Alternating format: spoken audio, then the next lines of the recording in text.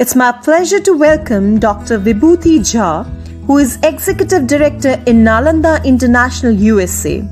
In 1991, he worked in leadership role with the American Express Bank to build and develop Indo-US business relationships.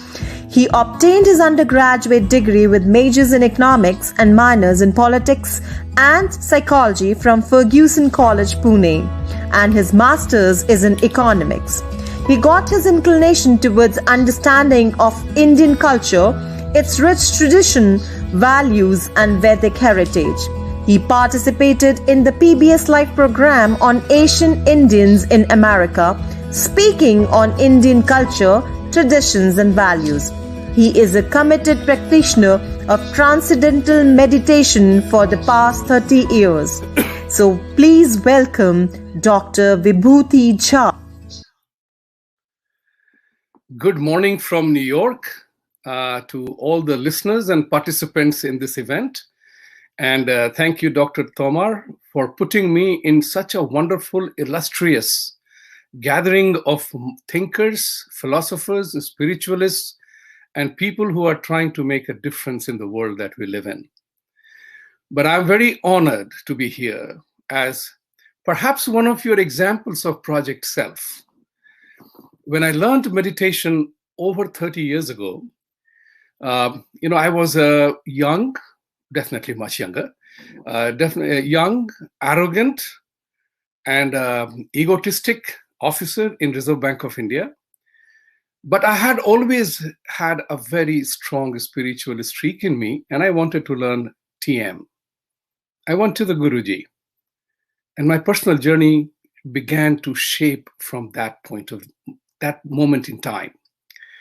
And so when I took the mantra, learned meditation, I was told to do it 20 minutes in the morning, 20 minutes in the evening.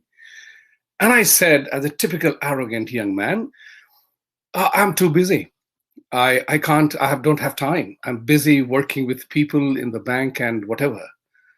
And that was my biggest education in life when the Guruji told me a few things, and I'm happy to share that with you.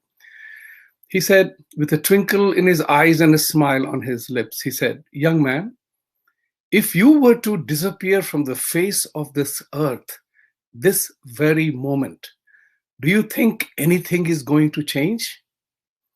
And that was a real hard punch on my nose. I realized that, oh my God, he's so right. Because Reserve Bank of India will certainly put some new officer in my seat, and that's where my story will end. Good, bad, or ugly, but life will continue on. His second lesson was a little funny. And I'm taking this cue from yesterday's talk when one of the gentlemen speaking here said, humor and laughter is the best medicine. And his sense of humor, Guruji's sense of humor was, many people will miss you. You have any idea how many people would be happy that you are gone?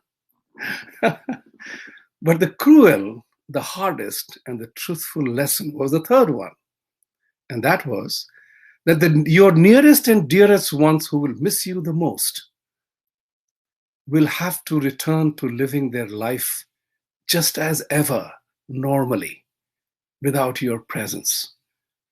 And they will continue to living their life just as it was meant to be.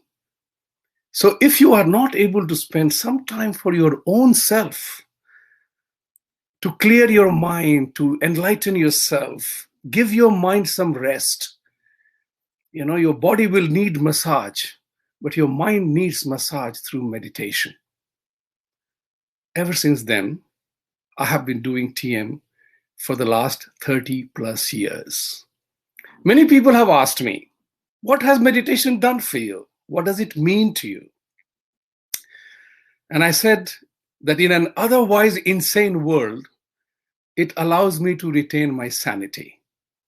And I think that's a good reason for me. Each one of us will have our own reasons. But that's my reason.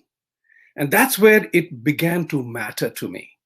Because as part of myself, it is if I am not fit enough, if I'm not aware enough, if I'm not conscious enough, how do I react to the world? You have heard brilliant people talk about certain very strong elements. You just heard the language is a gift of God. But in my meditating mind, language is not a gift of word. Communication is. Language is the mischief of human being to create one. Otherwise, if it was God-given language, then we would be speaking the same language. But we don't. So I applaud the British for making an so imperfect, illogical language called English that we are communicating in as the global lingua franca, where the English have not been able to figure out why NAKED is naked, but BAKED is baked. Go figure. And English language has so many imperfections, rules or otherwise. But I looked at it from my Hindi and Sanskrit language, and I realized that there is no sound on the planet Earth that you can't put it in alphabetical terms.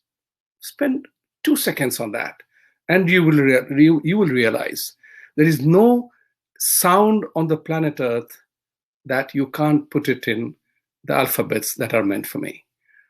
That's the lesson in language. But more importantly, I mean, I'm not drifting because this is such a topic, the journey of a transcendental, that I can share my experiences for hours with you. But it's all about you. Remember that. In chapter 2, Shlok 3, when Arjun lays down his arms in the battlefield and he shows his despondency to Krishna, that I can't kill my uncle, aunts, and brothers and everybody else for my happiness. That is the time when the famous shloka that begins with Klaivyam. What does Krishna say? O Parth, this helplessness and this impotency doesn't suit you. Do something about it. And he gives the whole chapter is a study in supreme knowledge. That's what we often get stuck in. I'm helpless. You know, the causes of happiness, unhappiness, these are all within us. Dr. Tomar gave you the 5 reasons. Everybody gave you 7 reasons. But at the end of the day, it's all about you. Think about it. Intuitively and intrinsically, we always know what is the right thing to do. Intrinsically and intuitively, we all know when we are doing a wrong thing. The question is, why do we do it? And that is the theory that you have heard here all along, the theory of pleasure and pain. You do things because to avoid pain or to gain pleasure. That is the important part to remember, that in any situation, happiness, we have learned about the lessons in happiness, but that's something which I learned much earlier in life. Happiness is your own being. A Punjabi friend of mine, he said something remarkable at one point in time, and that's something which we all will relate with. Khud mariye na, swarg jaiye na, right? What is the truth here? If you want to experience heaven, you've got to die first. So nobody is heaven returned, right? Nobody is on the planet Earth heaven returned. So what happens? Where is heaven? What is heaven? Who defines heaven? Nobody. You define heaven. I define heaven. My heaven is where I live. My country, my world, my universe is where I live. And that's what is important, to create a sense of well-being in which you are happy with yourself. And for being happy with yourself, I learned I got to like myself. You know, in India, I'll give you one example here. In India, we have always been conditioned by the Western mind the concept of fair and lovely. When I came to America in 1991, I had a beautiful office on Beverly Hills and Rodeo Drive. So those of you who know, this is the most expensive property in America, Rodeo Drive. And I was asking, fresh off the boat, I asked the question with some of my lady colleagues, so what's the weekend plan? It was a classic fresh off the boat, polite conversation on a Friday evening. And they said they were going to the beach to get tanned and all. Conditioned by the mindset, I asked, but you are already fair. Why would you go to the beach to get tanned? And I was told, You damn Indians, you have no idea how beautiful your color is. And I said, wow, while I'm looking at fair and lovely, somebody loves my color. From that day onwards, I changed the definition of my color skin. I don't say I'm brown. I say I'm naturally tanned. So this has a meaning to the whole purpose. And that's what is important. You learn from your social surroundings and keep your eyes and ears open. You are no longer conscious, but you are also consciously aware of the surroundings that you live in. Remember one thing, God created this universe, created every life form. We are not superior to other animals. They don't claim superiority over us. We, the people, create superiority over animals. Am I as strong as a tiger? Am I as wily as a fox? No. Am I as insightful as an owl in the night? Am I as sharp as the eagle in the sky? No. That's the important part. We look down because we have an inherent sense to prove to others that we are better than them, right? So we tell people animals are inferior, don't be animalistic. Tomar Sahab mentioned yesterday in 14 elements that affect all of us. And protecting animal life, I'm a heavy champion of animal life. I love animals. You know why? Because whatever we might say, but if somebody tells you, oh, you are like a tiger or a lion, you feel good about it. If they tell you are majestic like an elephant, you like it. If you tell a woman that her eyes are doe-eyed, she feels good about it. If you tell her that she walks like a deer, she's even more happy. Think about it. But we, the people, kill animals for our entertainment. And that's being unfair to God in terms of the life that he created. Now, one can say that in nature, everything and everybody is food for something or somebody at some point in time. So can I say that vegetarianism is the best? No. You do what suits you, but you don't have to kill for entertainment. That's the important part. And I was once told that we bury our dead, or you burn your dead. I said, well, you bury your dead because you need to feed the earthworms and the insects on the planet Earth, which God has provided. Go figure out your love. There are many dimensions of that. We do things for happiness. We talk about fear. We talked about happiness a lot. How do we become happy? I said to you, happiness is right here, in you, within you. Experience your own life. Enjoy your own self. If you do not love yourself, there is no way you can love anybody else. That is the world of mithya or falsehood. So I was thinking about it. There is an endless topic, but the thoughts that came to my mind is purely experiential.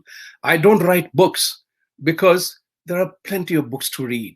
Who's thought to analyze? Who thought to read? I am my own thought. I am my own self. There is nobody on the planet Earth like me, just like there is nobody on the planet Earth like you. So we are creatures of experiences. And I learned earlier in life, the three major causes of blindness in the world.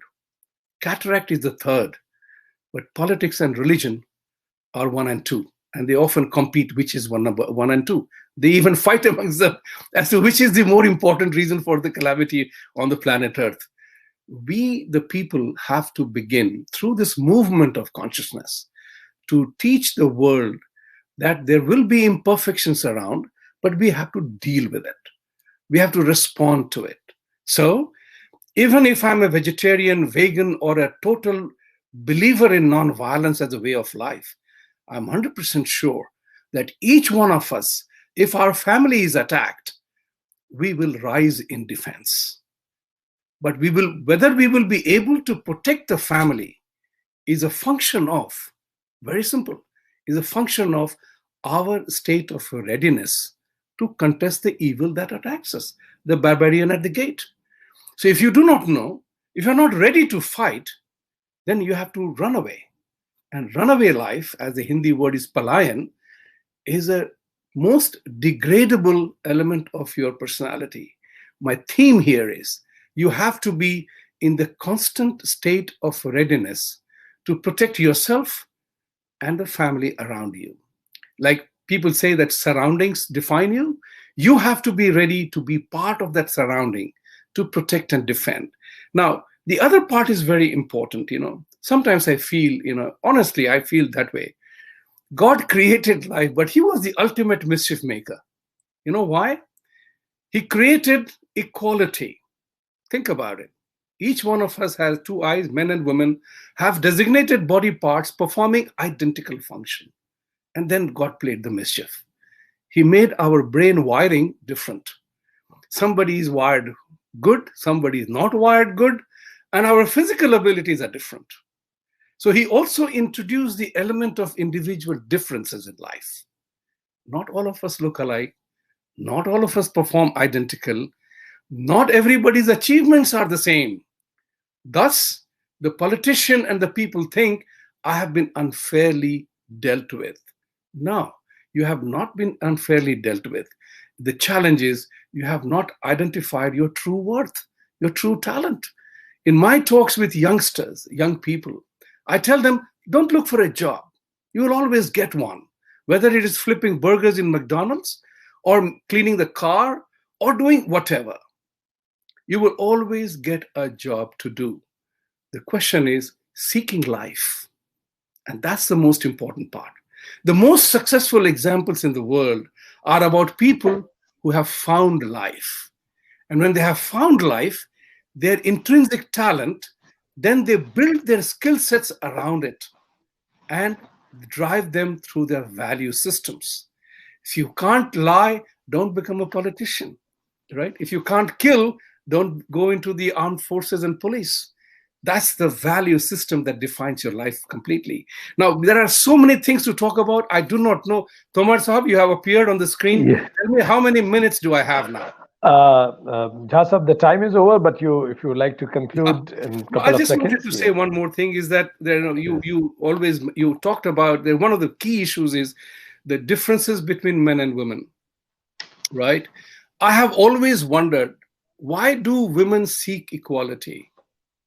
That's a very important word. Women are much superior to men, in my opinion. You know why? They do things that we can't do. That's why men never ask for equality with women. Think about it. It's a very smart political move. Men never seek equality with women. Women seek equality with men, but not realizing that women can produce a child. They nurse a child for 9 months. They give life a shape, right? Man doesn't have the emotional or psychological strength to even imagine that, right? So the question here is that we need not seek equality where there is no need to seek equality. We spend so much time and energy. So now that I know that the time is up, what I wanted to definitely say that we are wired differently and happiness is all within us. Configure yourself, find yourself. And I am, as I told Dr. Tomar yesterday, that I'm happy to be part of the project Self because I'm one of the living examples of how to deal with your life with smile, with happiness, with sense of humor, and the ability to ask questions. That's key. Never submit, never accept anything just because it's told. Have the ability to inquire. That's the most important part. If you develop the language and ability to inquire, you create greater conscious awareness around you. And just one example on that. When I was asked recently, you have caste system in India, by an American who asked me very vociferously, very angrily. And I said with a polite reference, yeah, we have caste system, but you have racism problem. If you have racism problem, then you are doing something about it, aren't you? Yes, yes, yes. I said that so likewise, we are dealing with caste problem in our own way and we'll find a solution. You don't have to worry about our caste issue. But there are many more issues in this one, but I will end there. But the final part, which I'll say here, is what has meditation done to me? It has enabled me to respond to life that comes to you in many ways. From front, back, surprises, happiness, joy, you deal with life, you respond to life the way it comes. Your interaction, your response is the only thing you control in life, nothing else. Thank you very much for listening. Thank you, Jasab. Thank you very much for such a wonderful talk. So kind of you. Stay back for a panel discussion. Lots of questions waiting for you. Thank you. Thank you. I thank Dr. Vibhuti Jha for such a valuable explanation on the topic Transcendental Journey of a Meditator. It is very useful information, inspiring session. Thank you so much.